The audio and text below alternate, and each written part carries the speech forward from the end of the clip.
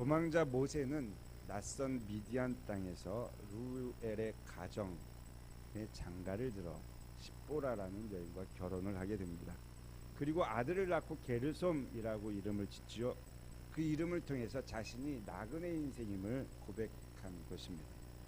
그리고 오랜 세월이 흘러갑니다. 세월이 흐름에 따라 애굽 왕도 죽게 되었죠.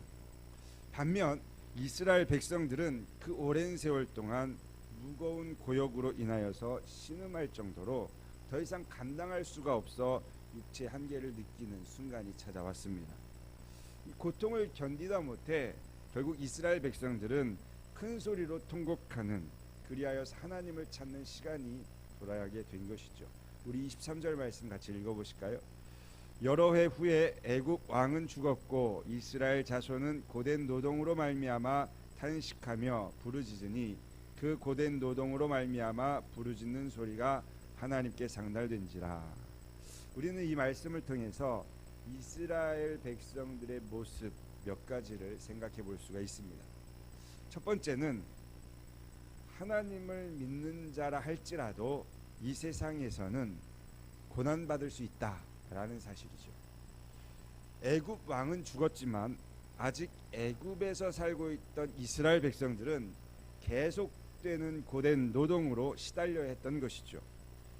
여러분, 요셉이 알지 못하는 왕, 새 왕이 등극하면서 이스라엘 백성들이 번성하지 못하도록 했던 첫 번째 정책이 무엇이었습니까? 강제 노동 정책이었죠. 그래서 1장 8절에 보시면 국고성을 만들기 위해 비돔과 라암셋을 건축하는 그러한 현장에 그들을 투입시켜서 매우 괴롭게 생활할 수 있도록 그들을 압박했던 것이죠. 따라서 이들은 새 왕이 등극하면서부터 시작해서 죽는 그날에 이르기까지 노역에 시달려 했다라는 것을 발견할 수가 있습니다. 여러분, 이스라엘 백성들이 누구입니까? 하나님께서 택하신 백성이라는 거죠. 뿐만 아니라 하나님께서 애굽으로 가라 말씀하셔서 그 말씀에 순종해서 애굽에서 살았던 자들입니다. 그럼에도 불구하고 그들의 삶은 애굽이라는 세상에 살아야 했고 애굽이라는 세상 사람들보다 훨씬 못한 종의 삶을 살아야 했던 것이죠. 많은 사람들이요, 그리스도인이 되고 나면 이런 생각을 갖죠. 약간 좀 착각이라고 말할 수도 있겠는데, 예수 믿으니까 괜찮을 거야. 함께 하시는 예수님이 계시니 나에게는 어려움이 찾아오지 않겠지. 즉, 예수를 믿으면 어떤 고난도 오지 않을 것이라는 착각과 하나님께서 허락하신 풍성한 축복을 누리고 살 수 있다는 착각 속에 살아간다는 거예요. 여러분, 착각은 자유지만 착각은 착각일 뿐입니다. 그렇다고 오해하지는 마십시오. 예수님을 믿으면 허락하신 복이 분명히 있다라는 사실이에요. 이것을 제가 없다라고 말하는 것이 아닙니다. 그러나 그것이 꼭 우리가 생각하는 이 땅에서 잘 되는 축복이라고 규정할 수만은 없다라는 사실이죠. 그렇게 착각 속에 살다가 생각했던 대로 일이 되지 않고 세상 사람보다 더 큰 어려움과 위기가 찾아오면 어떻게 하십니까? 하나님을 원망하던가 아니면 나의 믿음 없음을 한탄하던가 둘 중에 하나를 선택하게 되어 있다란 말이에요. 그런데 여러분, 한번 잘 생각해 보십시오. 믿음이 좋은 것과 축복이 같은 관계이고 믿음이 없는 것과 고통이 같은 관계에 있다면 예수 잘 믿는 사람은 언제나 축복 속에 살아야 합니다. 반면에 예수를 믿지 않는 사람은 누구든지 고통 속에 살아야 하는 것이죠. 이 논리가 맞습니까? 틀립니까? 이 논리가 맞다면 나에게 고통이 찾아오는 그 순간 나는 믿음이 없는 사람이 되어버립니다. 그런데 여러분, 이 논리가 그대로 적용되는 때가 있다라는 거예요. 그것은 주님이 다시 오시고 심판하시는 날이 이르게 되면 정확하게 맞아떨어지게 되는 것입니다. 그래서 예수님을 믿는 사람들은 어떻게 됩니까? 영원한 하나님의 나라에서 축복을 누리며 살아가게 되는 것이죠. 더 이상 고통, 고난이 없다라는 거예요. 반면에 예수를 믿지 않는 사람들은 어떻게 됩니까? 영원한 지옥불에서 살아야 되는 고통과 고난 속에서 사는 삶을 맞이하게 된다는 것이죠. 하지만 심판이 이르기 전 우리가 이 세상을 살아가는 동안에는 누구에게나 고통과 고난이 찾아올 수 있다라는 사실을 우리는 기억해야 된다라는 것입니다. 그러니 여러분, 고난을 무조건 믿음과 결부시키지 않기를 소망합니다. 물론 세상을 살아가는 동안 믿음의 사람과 믿음이 없는 사람의 차이는 분명히 있습니다. 여러분, 마태복음 7장에 보시면 지혜로운 자와 어리석은 자에게 같은 상황이 연출이 됩니다. 비가 내리고 장수가 나죠. 바람이 불고 그 집이 흔들릴 정도로 굉장히 폭풍이 몰아치게 됩니다. 이는 분명한 고난이라고 말할 수 있는 것이죠. 이러한 고난의 상황은 같지만 다른 것이 있으니 그것은 바로 과정과 결과라는 것이죠. 나의 이 말을 듣고 행하는 자, 이것은 과정이라고 말할 수 있죠. 집을 반석 위에 지은 지혜로운 사람이기에 무너지지 않는다, 결과를 말할 수 있는 것입니다. 반대로 나의 이 말을 듣고 행하지 않는 자, 집을 모래 위에 지은 어리석은 사람과 같기 때문에 무너지되 그 무너짐이 심할 것이다, 성경은 말씀해 주었다라는 거예요. 여러분, 세상 그 어떤 고난과 고통이 찾아와도, 아니 우리가 가장 두려워하는 죽음이 내 앞에 찾아온다 할지라도 예수 반석 위에 세운 믿음의 사람은 절대로 무너지지 않음을 믿으시기 바랍니다. 믿으시기 바랍니다. 왜냐하면 그 고난보다 우리 주님이 훨씬 크시기 때문이라는 것이죠. 그 고난을 능히 이기고도 남을 뿐 사망 권세를 깨뜨리고 부활하신 주님이 나의 반석이기 때문에 그렇다라는 거예요. 그러니 우리가 생을 마감하기 전까지, 또는 주님이 오시는 그 날이 이르기 전까지 믿음의 사람은 고난받을 수 있다 인정하고 우리의 삶을 펼쳐갈 수 있기를 소망합니다. 성경은 오히려 성도가 세상에서 고난받는 것이 지극히 당연한 것임을 여기고 살라고 말씀하잖아요. 그래서 베드로전서 4장 12절 13절에 말씀합니다. 우리 같이 한번 크게 읽어보실까요? 사랑하는 자들아, 너희를 연단하려고 오는 불시험을 이상한 일 당하는 것 같이 이상히 여기지 말고 오히려 너희가 그리스도의 고난에 참여하는 것으로 즐거워하라. 이는 그의 영광을 나타내실 때에 너희로 즐거워하고 기뻐하게 하려 함이라. 하나님을 믿었던 선조들을 한번 보십시오. 고난 없던 인물 한 사람도 없었다라는 거예요. 믿음의 조상이라고 하는 아브라함을 한번 보십시오. 그의 삶도 녹록지 않았음을 우리는 너무나 잘 알고 있지 않습니까? 왜인 줄 아세요? 아무리 사나운 맹수라도 죽어있는 것은 공격하지 않기 때문에 그렇습니다. 만약 선조들이 믿음이 없어서 그들의 신앙이 죽어있다면 사탄에게는 별 관심 없는 존재가 되는 것이죠. 고로 믿음으로 인해 찾아오는 어려움은 분명히 있다라는 사실을 기억하고 그것을 이상히 여기지 말고 오히려 고난 뒤에 숨겨져 있는 영광을 볼 수 있는 영안이 열려서 그 놀라운 축복을 바라보며 살아가는 저와 여러분들이 될 수 있기를 주님의 이름으로 축복합니다. 두 번째는 고통을 가져다주는 은혜가 있다라는 거예요. 고통이 가져다주는 은혜, 그것은 부르짖음이라는 것이죠. 하나님을 찾았다는 것입니다. 앞서 말씀을 드렸지만 이 부르짖음은 더 이상 감당하기 어려운 육체 한계에 다다른 상황 속에서 나타난 현상이라고 볼 수가 있습니다.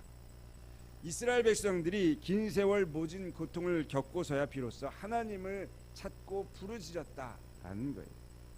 여러분, 우리는 어떠한가요? 시대를 봐도 우리의 삶을 평가할 수가 있습니다. 과거 먹고 살기 힘든 시대를 한번 떠올려 보십시오. 그때 예수 믿었던 분들 얼마나 부르짖었는지 몰라요. 이후에 먹고 살만하니까 우리가 어떻게 되었습니까? 부르짖음이라는 것이 굉장히 많이 축소가 되었다라는 것을 알 수 있습니다. 그런데 문제는 이제 시대가 지나니까 어려움이 찾아와도 하나님을 찾지 않는 인생이 되어버렸다라는 거예요. 여러분, 어려움이 찾아올 때 하나님을 찾을 수 있다는 것은 은혜입니다. 왜냐하면 하나님을 찾는다는 것은 나는 아무것도 할 수 없습니다 라는 인정과 반대로 하나님은 능력이 많으셔서 모든 것을 하실 수 있는 분이십니다 라는 고백이 담겨있기 때문에 그렇다는 거예요. 그런데 여러분, 어려움이 없음에도 하나님을 찾는다라는 것은 그거보다 더 큰 은혜인 줄 믿으시기 바랍니다. 저와 여러분들이 고난이 와서 하나님을 찾는 것이 아니라 그 전에 날마다 삶 속에서 하나님을 찾는 지혜가 있기를 주님의 이름으로 축복합니다. 사랑하는 성도 여러분, 나에게 고난과 고통이 이르게 될 때 낙심하지 마시고 나의 문제를 해결해 주실 수 있는 하나님, 그 하나님을 바라보는 은총이 있기를 다시 한번 주님의 이름으로 축복합니다. 그리고 우리의 삶 속에서 언제나 끊임없이 주님을 찾는 그 지혜가 2023년도 우리 신흥 공동체 가운데 부어질 수 있기를 소망합니다. 세 번째는 부르짖는 소리는 상달이 된다라는 것이죠. 누구에게 상달됩니까? 하나님께 상달된다라는 거예요. 상달된다는 것은 향이나 번제의 연기가 하늘로 올라가듯이 부르짖는 소리가 하늘에 닿아 하나님 보좌에까지 닿았다라는 것을 이야기합니다. 요한계시록 5장 8절에 보면 향은 성도의 기도다 그렇게 이야기를 합니다. 그리고 계시록 8장 3절 4절에 보시면 이렇게 말씀을 주세요. 우리 같이 한번 읽어보실까요? 또 다른 천사가 와서 제단 곁에 서서 금 향로를 가지고 많은 향을 받았으니 이는 모든 성도의 기도와 합하여 보좌 앞 금 제단에 드리고자 함이라. 향연이 성도의 기도와 함께 전사의 손으로부터 하나님 앞으로 올라가는지라. 어린 양께 드렸던 향, 곧 천사를 향해서 어린 양께 상달될 성도의 기도처럼 이스라엘 백성들이 부르짖은 그 부르짖음이 하늘에 상달되었다. 성경은 기록하고 있는 거예요. 사랑하는 성도 여러분, 우리가 하나님께 부르짖을 때마다 그 부르짖음이 하늘에 상달되는 은혜가 있기를 주님의 이름으로 축복합니다. 23절에 보면 부르짖었다라는 표현을 2번 기록해 주었습니다. 이스라엘 백성들이 얼마나 고통이 심했는지 부르짖고 부르짖었더니 하나님께서 반응을 하십니다. 24절 25절에 보면 3가지 반응이 기록되어져 있는데 첫 번째는요, 들으셨다는 거예요. 24절 전반부를 한번 보실까요? 하나님이 그들의 고통 소리를 들으시고. 사랑하는 성도 여러분, 하나님은요 들으시는 분이십니다. 하나님께서 들으실 때는 대충 듣는 척하는 그러한 모습이 아니다라는 거예요. 한쪽 귀로 듣고 한쪽 귀로 흘리는 분도 아니다라는 것이죠. 이 들으심은 경청하여 들으시는 들으심 뿐만 아니라 적절하게 응답해 주시는 것을 포함하는 들으심이다. 그래서 시편 기자는 말씀합니다. 34편 17절에 고백하는데 우리의 고백으로 같이 한번 읽어보실까요? 의인이 부르짖음에 여호와께서 들으시고 그들의 모든 환난에서 건지셨도다.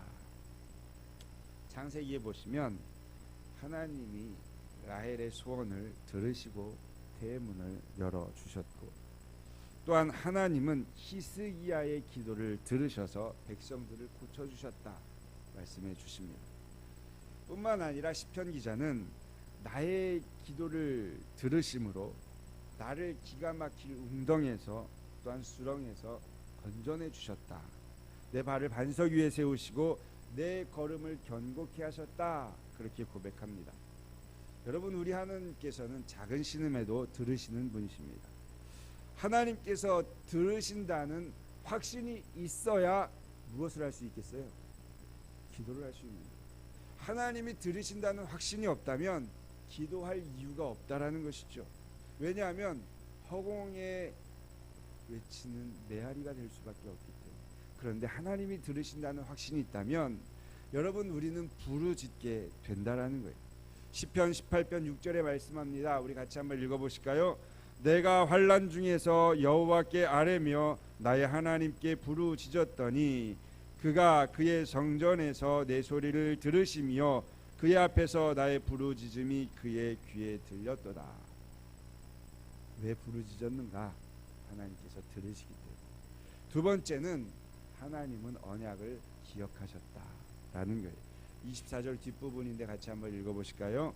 하나님이 아브라함과 이삭과 야곱에게 세운 그의 언약을 기억하사. 근데 여기에서 우리가 좀 잘 알아야 할 것이 있습니다. 하나님은 언약을 잊고 계시다가 부르짖으니까 갑자기 기억했다, 그렇게 이해하시면 안 된다는 거예요. 우리 하나님은 항상 잊지 않고 늘 우리를 생각하고 계시는 분이시다라는 거죠. 그래서 늘 눈동자와 같이 지키실 뿐만 아니라 약속을 반드시 이루어 가시는 분이십니다. 엄마라는 존재를 한번 생각해 봅시다. 아이를 가졌을 때 그 아이를 가지면서 너무 기뻐하죠. 그리고 10달을 뱃속에서 품고 키워냅니다. 사랑을 공급하고 그 아이를 위해서 축복도 하고요. 여러 모양으로 힘쓰고 애써서 아이를 키웁니다. 그리고 10달이 되어서 그 마음과 정성 시간을 쏟은 결과 아이가 태어나게 되죠. 그 아이를 어떻게 잊을 수가 있겠어요? 이게 얼마나 대단한 것이냐면 가장 사랑해서 결혼했던 남편이 후순위가 되는 그러한 놀라운 사건이잖아요. 내가 사랑해서 낳은 자녀, 이 아이를 어떻게 잊을 수 있어요? 여인이 자식을 잊는다는 것은 보통 일이 아니다라는 거예요. 그런데 이사야 선지자가 말씀합니다. 49장 15절 말씀인데 같이 한번 읽어보실까요? 여인이 어찌 그 젖먹 자식을 잊겠으며 자기 태에서 난 아들을 긍휼히 여기지 않겠느냐. 그들은 혹시 잊을지라도 나는 너를 잊지 아니할 것이라. 연약한 인간은요 혹 잊을 수 있다, 성경은 말씀합니다.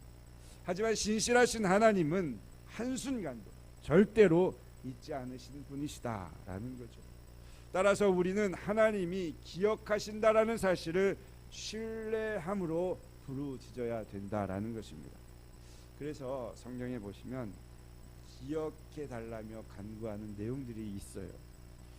여러분, 아이가 없어 고통했던 한 여인을 아십니까? 한나라는 여인이죠. 한나는 기도합니다. 나를 기억하사 주의 여종을 잊지 아니하시고 나를 기억해 주십시오. 나는 여종입니다. 하나님 기억하셔서 이 여종에게 아들을 주시면 이라고 간구했던 것을 볼 수 있습니다. 최고의 지도자라고 할 수 있는 느헤미야는 이렇게 기도합니다. 우리 한번 같이 보실까요? 느헤미야 5장 19절인데 읽습니다. 내 하나님이여, 내가 이 백성을 위하여 행한 모든 일을 기억하사 내게 은혜를 베푸시옵소서. 자신이 왕궁에 있다가 이 백성들을 위해서 헌신하고 희생했던 모든 일을 기억하셔서 은혜를 베풀어 달라, 그렇게 간구했던 것입니다. 하루는 이사야가 히스기야를 찾아가지요. 그리고 말합니다. 너는 내 집에 유언하라. 내가 죽고 살지 못하리라. 청병력 같은 소리를 다 듣습니다. 그러자 히스기야가 얼굴을 벽에 향하여서 여호와께 기도합니다. 이사야 38장 3절인데 같이 읽어보실까요? 이르되 여호와여 구하오니 내가 주 앞에서 진실과 전심으로 행하며 주의 목전에서 선하게 행한 것을 기억하옵소서 하고 히스기야가 심히 통곡하니. 무엇을 기억해 달라고 했습니까? 주의 앞에서 진실하게 행했던 것, 전심으로 행했던 것 기억해 주십시오.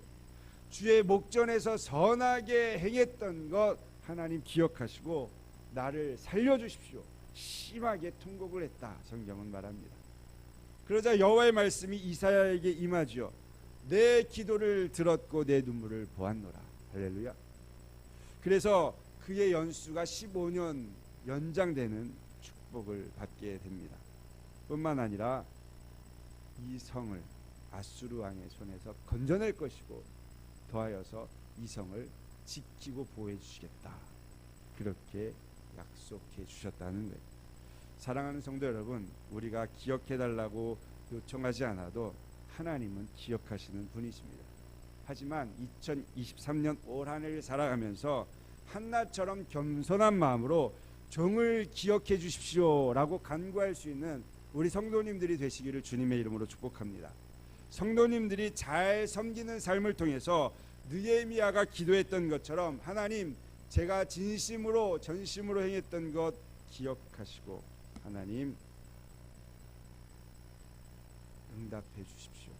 그 기도가 저와 여러분 가운데 임할 수 있기를 소망합니다. 세 번째는요, 돌보셨다라는 것이죠. 돌보셨다. 25절을 한번 같이 읽어보실까요? 하나님이 이스라엘 자손을 돌보셨고 하나님이 그들을 기억하셨더라. 돌보셨다라는 것은 신방하셨다라는 말씀인데요, 이는 두 단어의 합성어입니다. 보셨다 그리고 아셨다. 보았으니까 알게 되었다라는 것이죠. 그래서 하나님은 여러분 모세를 만날 때에 떨기나무 가운데 서서 모세가 있을 때 뭐라고 이야기합니까? 내 신을 벗어라, 그렇게 말씀하시면서 그를 보내시기에 앞서서 하셨던 말씀이 있습니다. 우리 3장 7절 말씀 한번 같이 읽어보실까요? 여호와께서 이르시되 내가 애굽에 있는 내 백성의 고통을 분명히 보고 그들이 그들의 감독자로 말미암아 부르짖음을 듣고 그 근심을 알고. 여기 문장에 세 가지 동사가 보이십니까? 보다, 듣다, 알다. 모세를 보내기에 앞서서 내가 그들을 신방했다, 내가 그들을 돌보았다라는 것을 표현해주고 있는 것이죠. 룻기 1장에 보시면 사사들이 치리하던 때에 그 땅에 흉년이 들어옵니다. 그래서 엘리멜렉과 나오미는 두 자녀를 데리고 모압 지방으로 이동하게 되죠. 그런데 그곳에서 엘리멜렉과 두 아들이 죽게 됩니다. 그래서 이제 나오미와 두 며느리와 함께 살다가 다시 고향으로 돌아오게 되는 사건이 있습니다. 그런데 돌아오게 된 이유를 보시면 성경에 이렇게 기록되어 있습니다. 흉년이 들었는데 그곳을 하나님께서 돌보셔서 하나님께서 베풀어 주신 은혜를 보았기 때문에 돌아왔다라는 것인데, 우리 룻기 1장 6절 말씀인데 같이 한번 읽어보실까요? 그 여인이 모압 지방에서 여호와께서 자기 백성을 돌보시사 그들에게 양식을 주셨다함을 듣고 이에 두 며느리와 함께 일어나 모압 지방에서 돌아오려 하여. 앞서 나누었던 한나의 겸손한 기도, 여종의 고통을 돌보시고 종을 기억해 달라고 간구했던 기도, 여러분 응답받게 되었습니다. 한나는 기도하면서 약속했던 대로 젖된 후에 어떻게 합니까? 사무엘을 하나님께 드리게 되죠. 몇 해가 지난 후에 그들은 매년 제사를 지내기 위해서 올라가게 되죠. 그런데 남편과 함께 올라갔을 때 제사장이 두 부부를 위해서 기도해 줍니다. 하나님, 이 여인에게 후사를 허락해 주십시오. 그 기도를 하게 되는데, 그 기도를 통해서 하나님께서 그들에게 축복의 은혜를 주십니다. 그 후사를 기도해 주었던 이유는 사무엘을 하나님께 올려드렸으니 거기에 따른 하나님의 은혜와 축복이 이 가정 가운데 있기를 소망하는 마음으로 기도한 것이죠. 어떻게 되었을까요? 사무엘상 2장 21절 말씀인데 같이 읽어보실까요? 여호와께서 한나를 돌보시사 그로 하여금 임신하여 세 아들과 두 딸을 낳게 하셨고 아이 사무엘은 여호와 앞에서 자라니라. 우리가 보셨던 이 룻과 한나의 두 사건을 한번 생각해 보실까요? 돌보셨다라는 의미가 무엇인가? 그의 처지를 보셨을 뿐만 아니라 필요를 채워주셨다라는 사실을 발견할 수가 있습니다. 이것이 바로 하나님의 돌보심이다 라는 말씀을 정리하겠습니다. 이스라엘 백성들은요, 극한 상황에서 더 이상 버틸 수가 없어 하나님께 부르짖고 또 부르짖었다라는 거예요. 그 모습 속에서 세 가지 우리는 생각해 보았습니다. 첫째, 믿음의 사람이라고 해도 고난받을 수 있다, 이 사실을 인정하며 살자. 두 번째, 고통이 가져다주는 은혜가 있다, 그것은 하나님을 찾게 된다라는 사실이죠. 세 번째, 믿음의 사람들은 부르짖을 때 하나님께 상달된다 라는 사실을 기억하고 기도하는 것입니다. 그렇게 기도하면 하나님은 우리의 소리를 들으십니다. 하나님은 우리와 맺은 언약을 기억하십니다. 할렐루야. 하나님은 우리의 필요를 따라 채우시고 돌보시는 하나님으로 찾아와 주신다. 저와 여러분 2023년 새해가 밝아 첫 주일을 보내며 우리의 표처럼 정말로 진심으로 다하여 하나님께 예배하는 예배자가 되시고, 또한 부르짖어 기도로 승리하는 저와 여러분들의 삶이 되실 수 있기를 주님의 이름으로 축복합니다.